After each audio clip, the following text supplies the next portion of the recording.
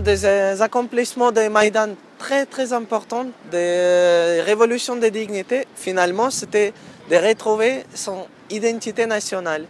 Chez nous, il n'avait pas tellement cette identité. On ne savait pas, on était très proche à l'Est, on parlait russe.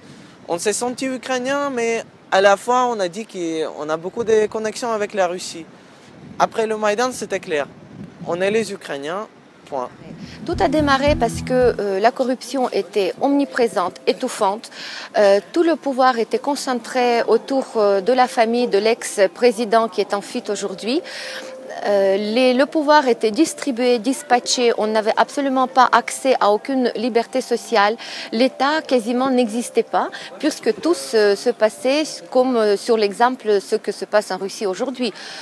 Et la dernière goutte qui a fait déborder le vase, qui a amené à cet événement, c'était justement quand le président ukrainien de l'époque, il a refusé de signer l'accord de la coopération avec l'Union européenne.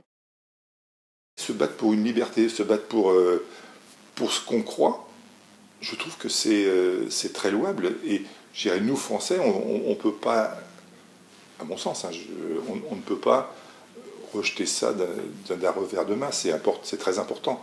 Et il faut que ça continue. Il faut croire en cette liberté. Il faut croire en cette liberté possible qu'un peuple peut choisir.